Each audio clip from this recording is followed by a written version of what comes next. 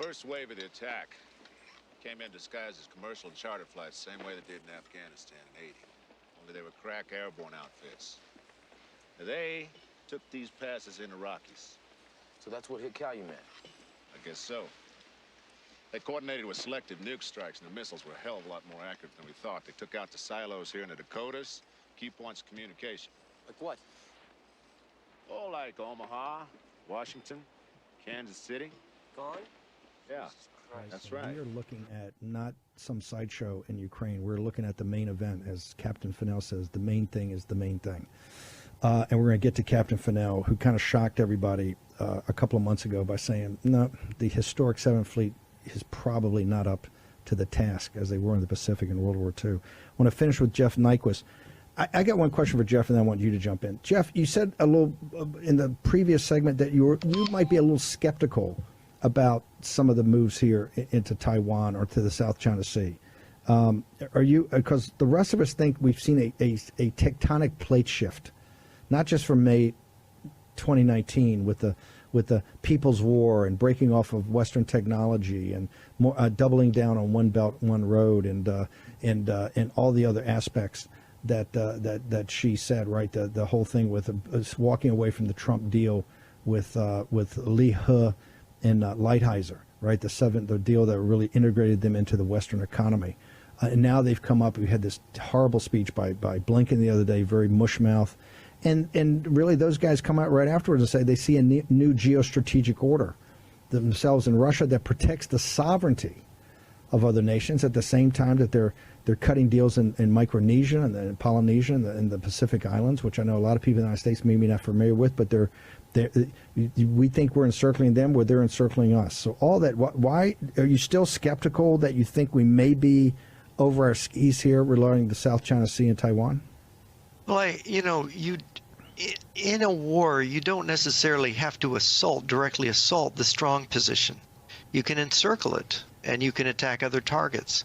The fact that the Chinese like indirection, look at the game of Go that originated in China. It's, in chess, you directly capture pieces. In Go, you surround them to capture them. It's part of the nature of their thinking. It's indirect. You look at Taoism, you look at all their traditional thought, and then you look at communism. It has the same concepts of how to attack.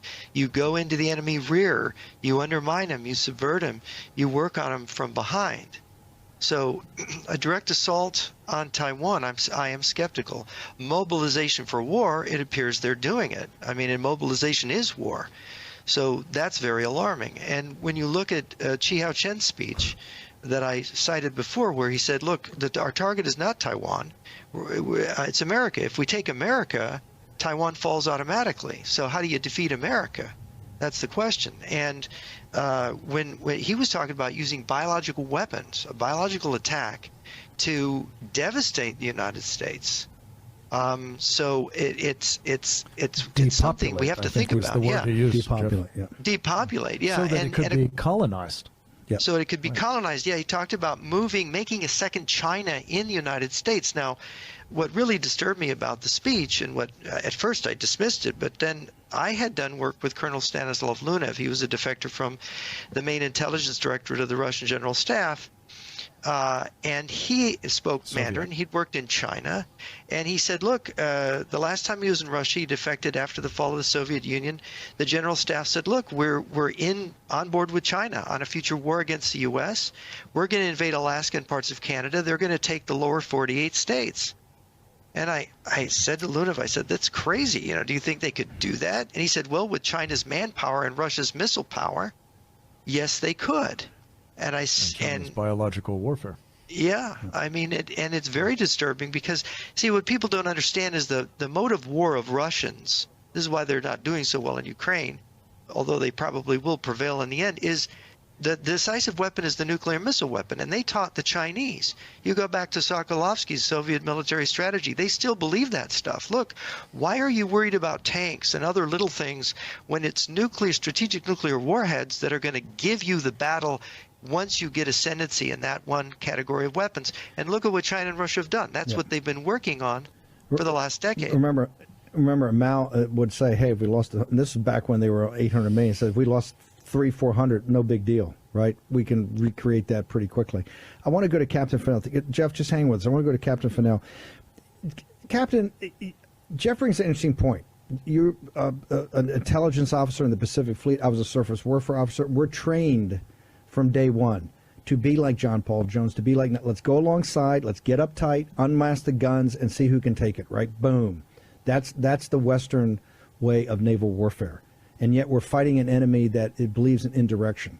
Can you walk us through their tactics, and are we prepared to actually take these guys on? And do you still stand by your thing that you don't think the 7th Fleet, as currently comprised and manned, is up to it? What Jeff says, there's a lot of truth to what he says, but that doesn't discount the fact that the Chinese Communist Party's invested in a quite large military conventional force. And that'll be backed up by this nuclear breakout, as Admiral Richards from Strategic Command mentioned here in the last month or so.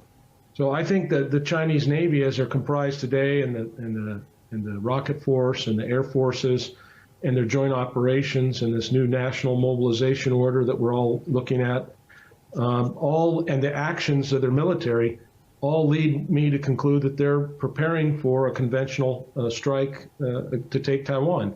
They'd rather not. They'd rather use indirect methods and use economic power and those other things, because if they can control Taiwan and they can control the chip industry, they can drive us to our knees in a way that we probably haven't anticipated, at least at the national level. I don't think. You have all probably talked about it, but I don't think we really understand what the implications are of that. But at some point, the Chinese have to take what they consider to be their territory, and they believe that that Taiwan is theirs, and they're going to take it one way or another. And that's in addition to whatever plans they have for America.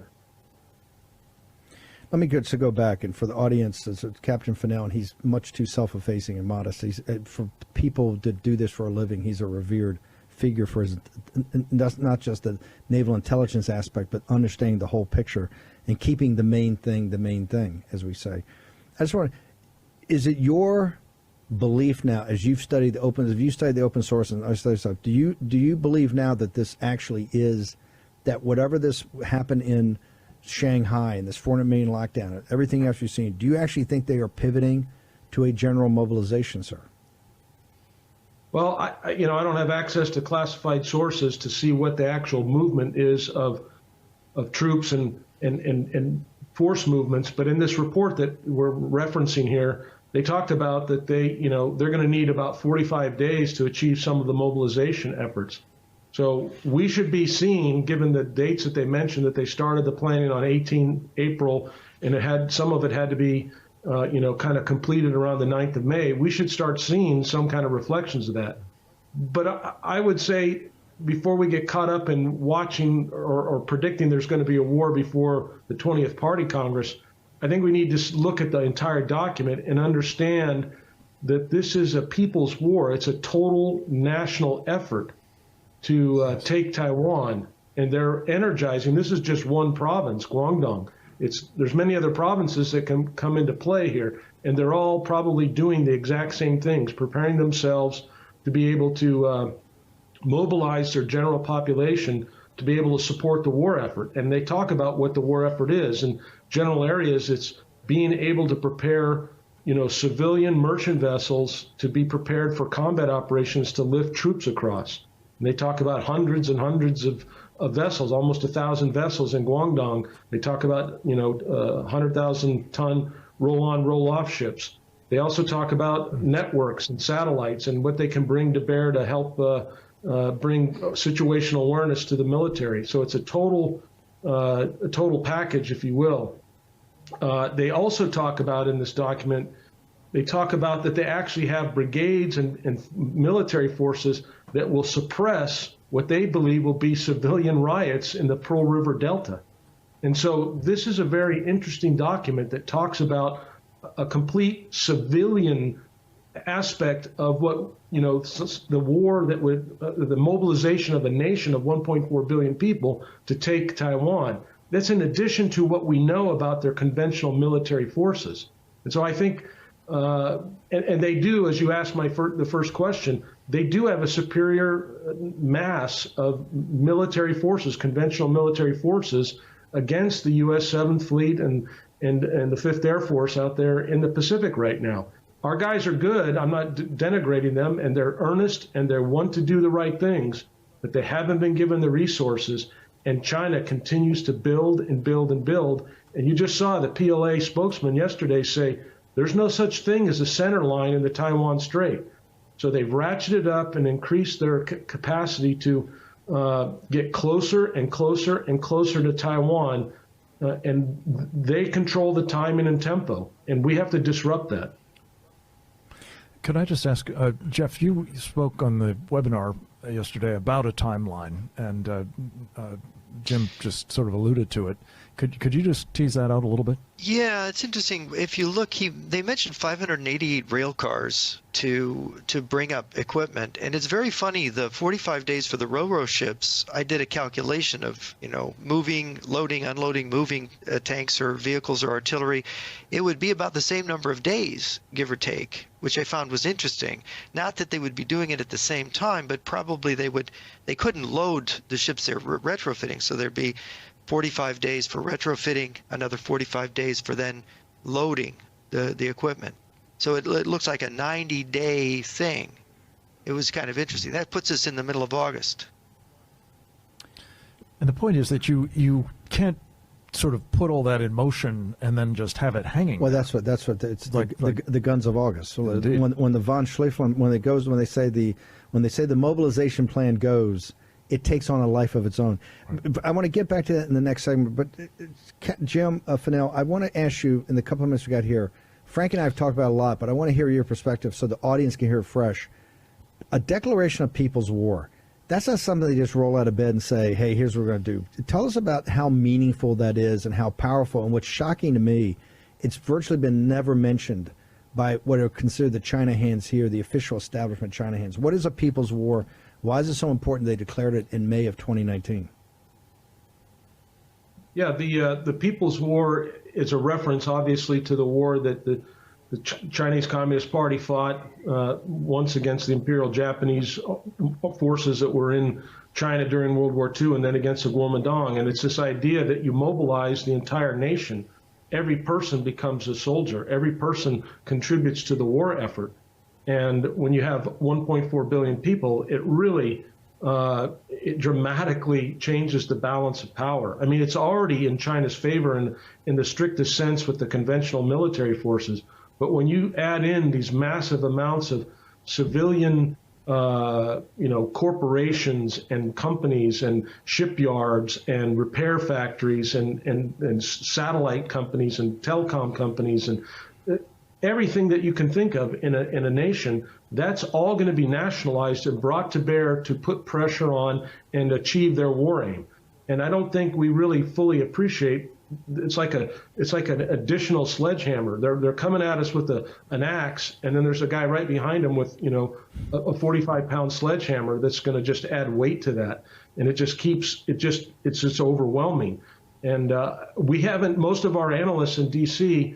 up until recently haven't really considered. I mean, there's been some work at the Navy War College and the China Maritime Studies Institute about these roll-on, roll-off ships that was published here in the last year. But for the most part, you don't have a lot of deep thinking and analysis about what it means to mobilize billions of people, a billion people to come and fight Taiwan.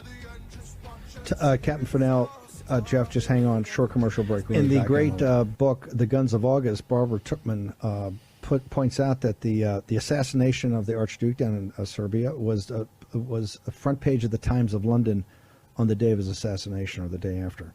It did not make, nothing about this conflict made the front page until I think August 1st, when the lights went out all over, the lights of peace went all over Europe.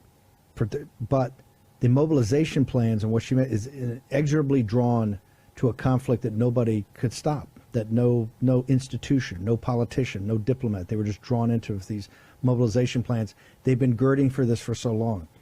Captain Fennell, I want to start with you. Do we have a situation you think that maybe here, you're probably the guy who could tell us the best, when the CCP makes a decision like this and gets buy-in by senior level cadre, If they have done a mobilization plan, is it the same as a von Schlieffelen plan? Is it impossible then for them even to call it off? Like the party's been scheduled and the party's on? I think the only way we're going to call it off is if we deter them and make them go back and recalculate the plan. But I think what you're alluding to is this idea that this kind of thinking isn't just something that's a spur of the moment or something from Xi Jinping. We heard Kevin Rudd introduce Blinken's speech yesterday, and he's trying to pin all these woes on Xi, and as if we get rid of Xi, then there'll be, a chance to go back and engage and everything will be happy. The reality is this is bigger than Xi. This is something that Jiang Zemin, Hu Jintao, and Xi have been telling the PLA to prepare to do for 2.5 decades or more. And so these plans are being refined constantly. You can read through this document. There's clearly references to observations of the Russian invasion of Ukraine and how they need to do certain things to improve their war plan. So these are things that are not just haphazard. They're all-encompassing. They're nationwide. There's various elements. And, even if this document is not true, I mean, there's some people out there that say it's a false document, it's a plant, and it's subversive or propaganda. But even if that's true, there is an element of truth in this. There is an element of structural truth in this that we would be foolish to ignore. And maybe they don't pull the trigger this year, but what you read here and what they talk about in order to be able to execute a plan against Taiwan would require this kind of massive national mobilization effort. And it certainly looks like that there's people in China that have studied this and have analyzed it and are writing about it. And that's the great concern, is how do we take them off of that script? And it's going to be something it's going to have to come through a massive counter-conventional force, saying that we're going to defeat it with asymmetric weapons and integrated defense and distributed maritime operations. These are all buzz phrases that sound great inside the Beltway in Washington, D.C., but they have little impact in a real force-on-force operation. And as I said, China continues, the PLA continues to circle and enclose that noose around Taiwan. The fact that you had the Liaoning aircraft carrier strike group, 8 ships operating east of Taiwan here in the last week and a half, and in a space of 2 or 3 days flying 300 combat sorties, fixed-wing fighter aircraft and helicopters, while it may not be exactly the same as the United States, the fact that they're operating like that and will continue to grow at such a rapid pace, we don't have much time. And they are on a timeline, a strategic timeline, as we've talked about in this, what I call the decade of concern. Give me. I want to go back to the document. You said even if it's not true and it could be a plant, it could be propaganda. You said there's structural elements to it that are a through line. Give me, what are the 1 or 2 things people should focus on? The structural elements that are the through line here. Well, they talk about up front the 3 tasks: form a national defense mobilization command structure for the Guangdong province, implement wartime work institutions, and then initiate wartime administrative control preparations. They talk about this establishment of a joint command center, civilian military command center. So and then there's a lot more little details that go under these things. But for instance, like recruiting, they need to recruit civilian people in to supplement all these seaborne forces that they're going to have, and the work teams that are going to have to take some of these civilian craft and make them prepared to have military forces come on board and in other sectors of their economy. So they're thinking this through in a very, I would say, disciplined way, and they're outlining all the elements that a civilian sector would have. And we're just getting a glimpse of this. There's got to be more here. You're also seeing these efforts to pull back, as you said at the outset, pull back on investments overseas that might be seized by others, and capitalize on the notification to the families, to the thing. Yeah. Captain Fennell, and particularly we have a huge audience now because we're on radio, we're live streaming, we're on TV stations, cable. We have a huge audience down the Tidewater area of where I'm from in Norfolk.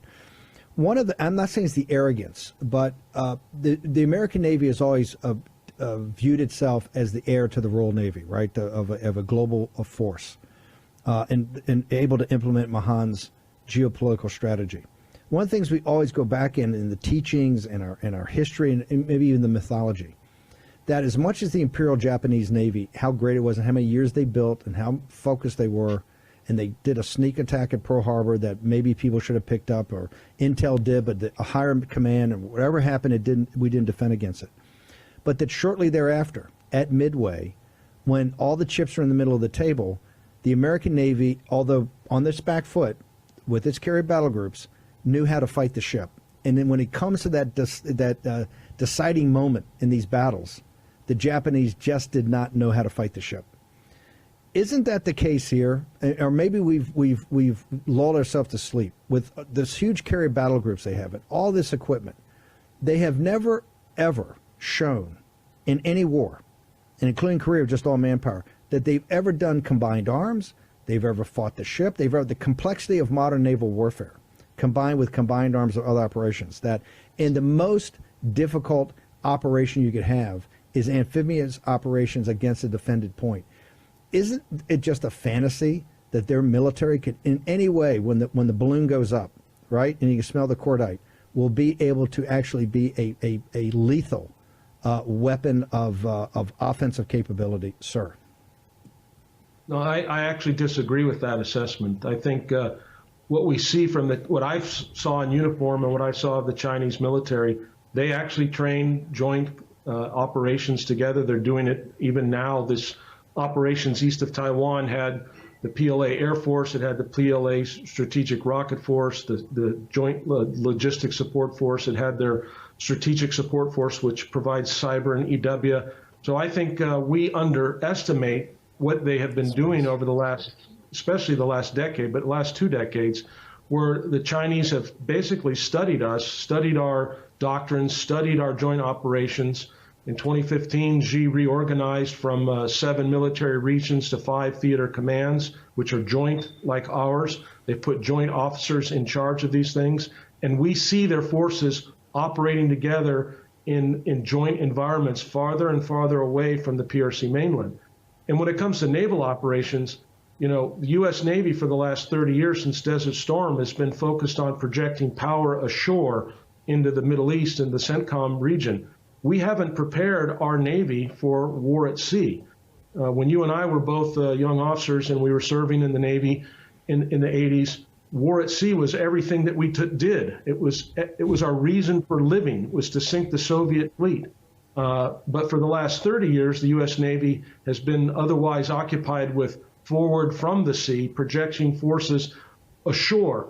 But we haven't really doctrinally and consistently and fleet-wide, Navy-wide, focused on defeating an adversary Navy, only in the last 2 or 3 or 4 years. So we have a whole force today that's never really considered what it means to conduct war at sea. And we have carrier air wings today that don't have the tanking, the A6s, and the kind of long-range reach that our aircraft carriers used to have with organic tanking. So we're dependent upon Air Force tanking. We don't have the anti-ship cruise missiles that the Chinese Navy has with their YJ-18s that have over 300-kilometer range and are supersonic and high-G maneuvering, whereas we're still predominantly using older Harpoon missiles that have a shorter range. We're bringing on some new missiles like the SM-6, and there's some other supersonic missiles that will come in 26, 27, we're told by OPNAV.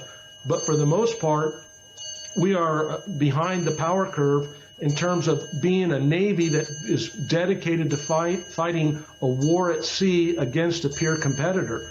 And the Chinese have been operating at sea as much as we have in many ways. And when you operate at sea, while you may not fire a weapon, operating at sea and being at sea and flying 300 sorties off of your first carrier, which is not a great carrier by any stretch, but the fact that they are operating at sea with all of their naval forces, that gives them a level of confidence and capability that we used to laugh at the Soviets when they would leave Russia and they'd go down to the Med, or they go down into the Middle East. They'd go and sit in an anchorage for 3 months or 3 weeks or 2 months. And we knew that they had no real military capability because they were sitting where we were operating. Well, the Chinese are operating. Captain Fennell, just hang on. Jim Fennell, we got Jeff Nyquist, going to add Stephen Bryan. Okay, it's a pretty hardcore discussion about the path to war and what we can do, hopefully, to avoid it. Captain Fennell, I want to ask short-term and long-term. If you were called into the Oval Office this afternoon and able to sit down with Joe Biden and Jake Sullivan, Tony Blinken, General Austin, a small group, and they asked you, tell me what we ought to do starting tonight, what would be the 2 or 3 things that you would say immediately that the United States should do? I think we should have a mobilization of our own, a mobilization of our naval and air and marine forces in terms of the reserves. They should be called up. We should start immediately looking to think how we can pull warships out of mothballs. We'll have to have a recruiting drive because we don't have the force structure and people to be able to man those ships. And we'd have to go on a kind of an all-hands preparation to say and to make ourselves ready for some kind of conflict at sea. And that would be one of the things I'd do. The other thing is I'd start sending over weapon systems to Taiwan almost immediately.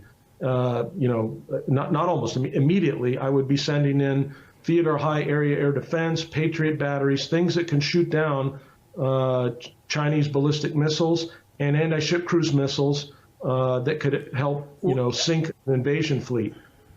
Hang on one second. And people, just for the audience that don't know him, Captain Fennell is a revered thinker about the Pacific. And I'm going to get back to the mobilization because that's pretty scary when Jim Fennell says, I think we're going to go to mobilization. What you just mentioned right there and everything, if we were to take that, forget the mobilization, but the moves of forward deploying more advanced weapon systems and really getting dug in there, is that not self-fulfilling in that the Chinese go, that's an act of war. This ain't the Ukraine. You can send all the artillery in there, but this is an act of war. If you start sending those kind of advanced weapon systems into Taiwan right now, or even around Taiwan, that they're going to say that's causa belli? Yeah, they're going to say that, but they're already going to take it anyway. So I guess the point is, either you're going to try to fight to save Taiwan, or you're just going to give it away through strangulation, as Jeff mentioned, or through an outright invasion in a year or two. So I guess my point is, you have to do something. And anything that we do will be used by China and their appeasers here in the U.S. to say that we're provoking China. That's been the mantra for 50 years. You must not provoke China. And anything that we do is characterized as provoking China. At some point, we're going to have to, call that bluff, or we're going to have to give Taiwan up. It's one or the other. But we can't keep going along and saying that we're going to talk to them and things are going to get better, because we've talked to them ad infinitum. You can look at the annual DoD reports and see all the engagements, hundreds and hundreds of engagements by the U.S. Department of Defense with the Chinese military year after year after year for the last 20 years, and it hasn't changed this. It hasn't brought peace and stability to the region. All it has done is allowed China to change the status quo. They have changed the status quo. They're the ones that have reneged on the one China policy, which said there would be peaceful reunification, peaceful resolution of this dispute. They have not followed that dictum. They have armed up. They are continually threatening Taiwan. They say they're going to fly over Taiwan if they want. They say there's no center line. They're sending bombers and fighters and aircraft carriers surrounding the island. They don't let them have any access to any international organizations, World Health Organization, World Health Assembly, or any other diplomatic escape. They're circling or crushing the nations that do recognize them. Went down from over 25 down to 13 or 14 right now. So by every metric, China has changed the status quo. They are the provocateurs. And so if we don't do something, Jim. And we have to do it in a smart way where we don't maybe, put it on the front page, but we need to do something to get defenses in there to Taiwan that causes the Central Military Commission to reconsider. Implicit in what you've just said, Jim, is one other piece of this, which I think we just have to keep in mind. And it's been really what we've been talking about to this point in the program.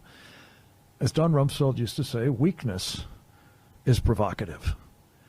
And what we are signaling with Blinken's speech and Biden's hash-ups in Asia last week and the condition of our military, you were talking about fighting the ship. I mean, running the ship is proving to be a challenge even at the moment for the 7th Fleet.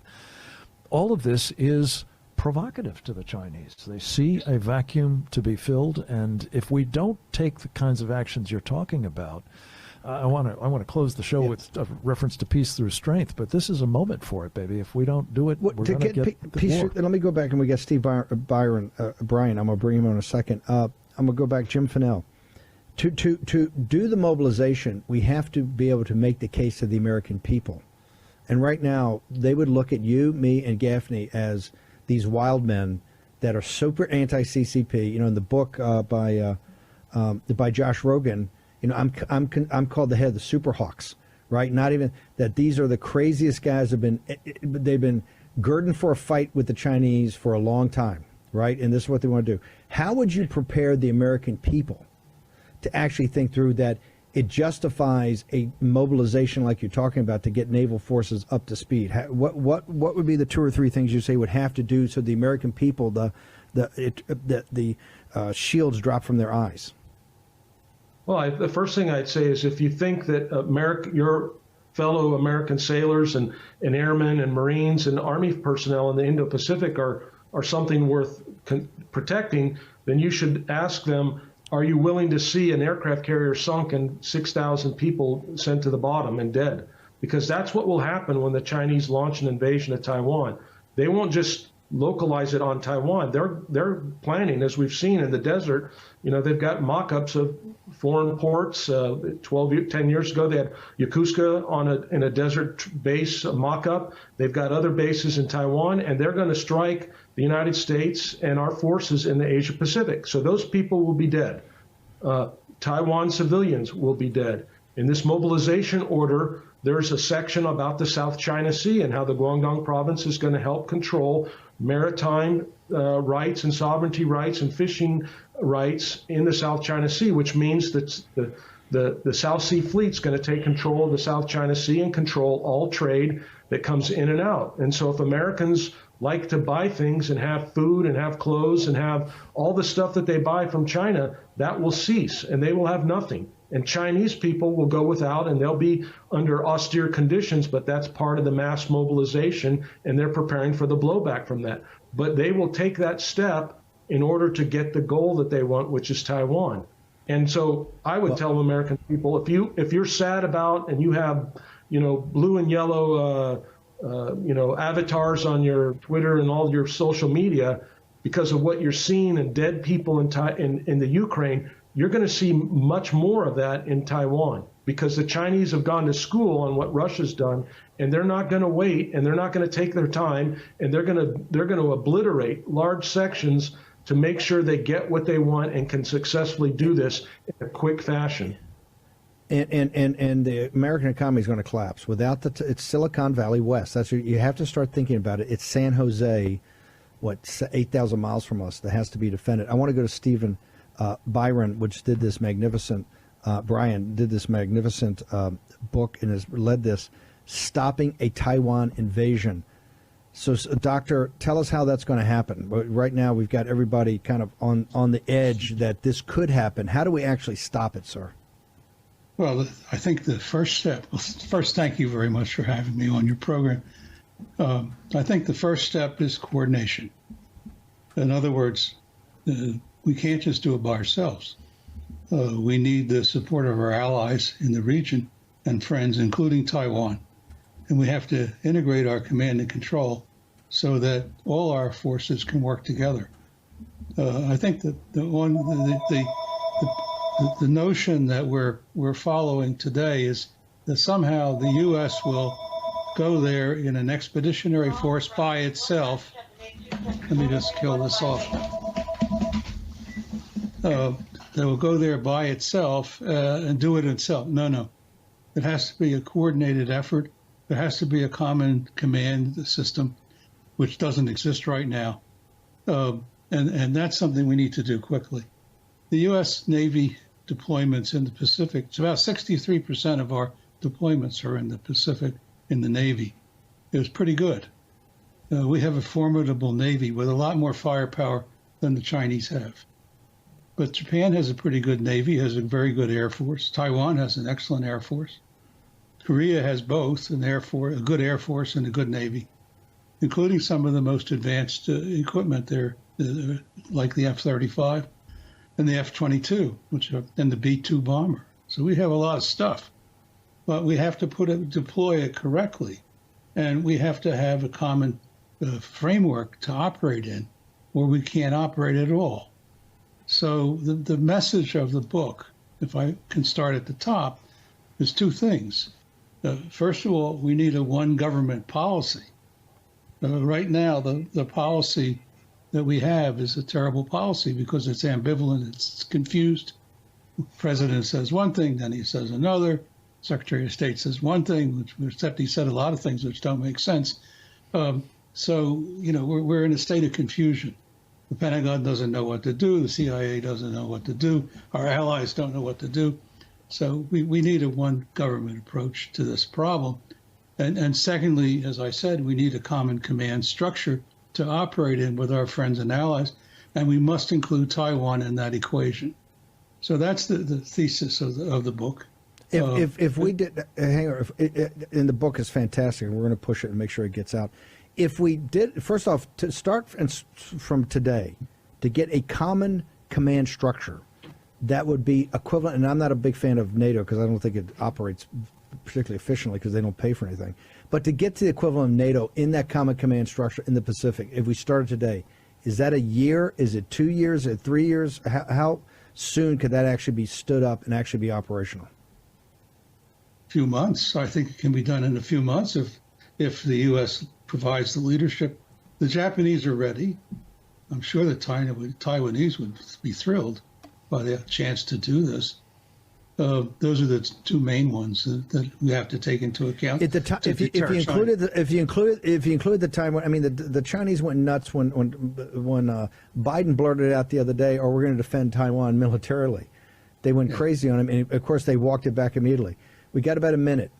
Doctor, if you included Taiwan in a command structure, an operational command structure, are the Chinese going to say, okay, you guys have started, you've taken our province, you're putting, you've got a command structure around to bring in other navies, you're basically forcing us into a conventional war, sir?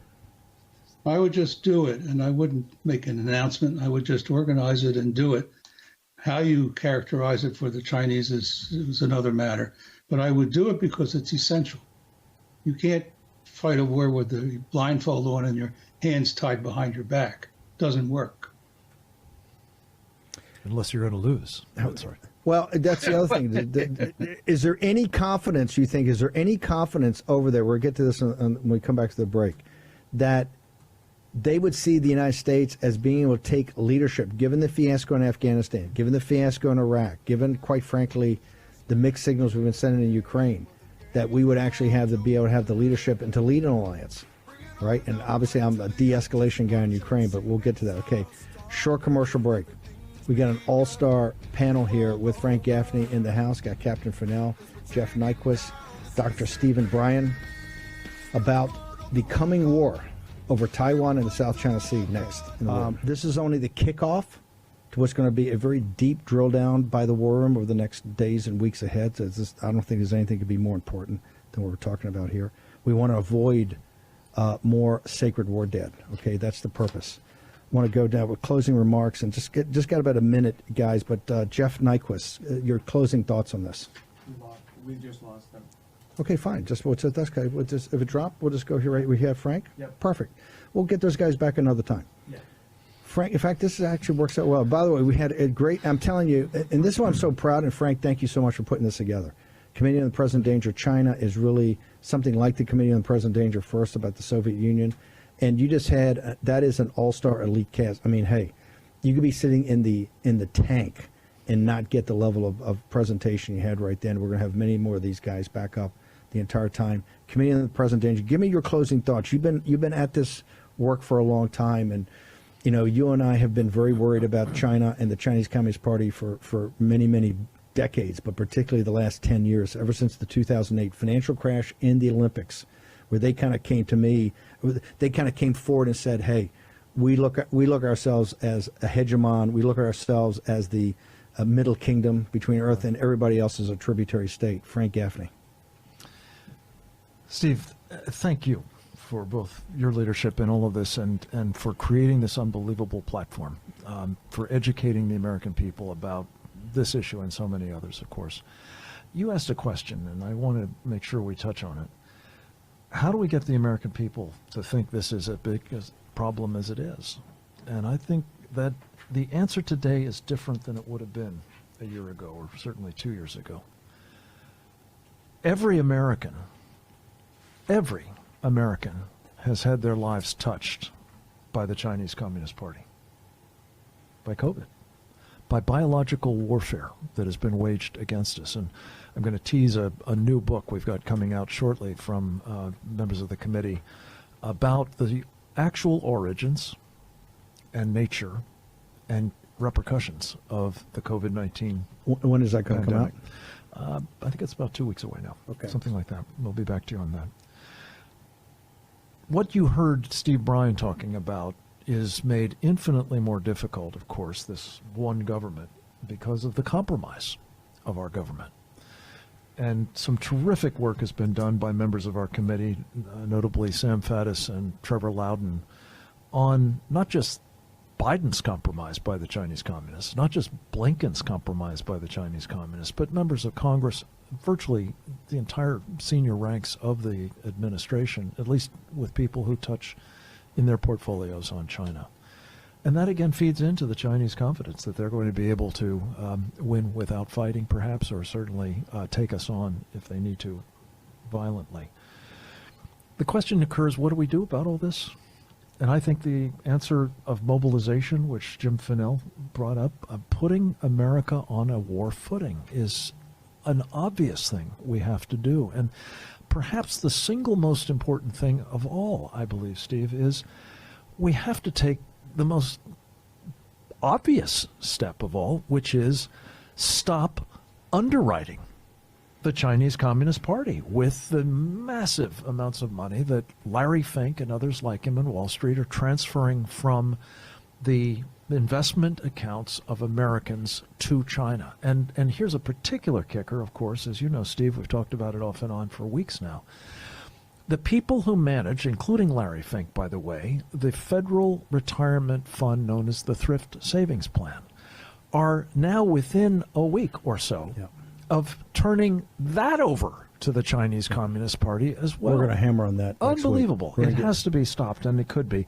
Lastly, let me just say, tying this all together, you said we're breaking training by talking about some of these issues in the Memorial Day context. I would argue that today, as we approach the actual Memorial Day moment, we're not only doing what that day is all about, which is memorializing our fallen, but it is recognizing that we have a duty to ensure that we don't engage in avoidable wars in the future, and that we be able to win them if we actually have to get into those wars. What does that come down to? That comes down to the essence of Memorial Day, in my humble opinion, which is peace through strength. And everything we've talked about today argues for that. We have abandoned it under the Biden administration, alas. We must return to it before it's too late. When you have guys like Bradley Thayer and Brian Kennedy and Jeff Nyquist and Dr. Stephen Bryan and Jim Fennell, with the gravitas those people have and the reputations they have, when they're sitting here giving you a warning, it's incumbent upon us, and I've got to think this through, with this platform and others, we now, to get to a mobilization, the American people have to understand we need a mobilization, and that is the next effort before us. We've got to get it out there. Amen. Fennell's got a great, I love the thing, the main thing is the main thing, and this is the main thing. And we've now got to make sure that everybody can understand why it's the main thing and what we have to do about it. When you talk about the seriousness and the level of what they were talking about has to happen, you realize how extraordinary this is. We had a technical problem, so we lost the group. But this is the first of many things we're going to do. I want to really thank you for your leadership, and what you put together here is amazing.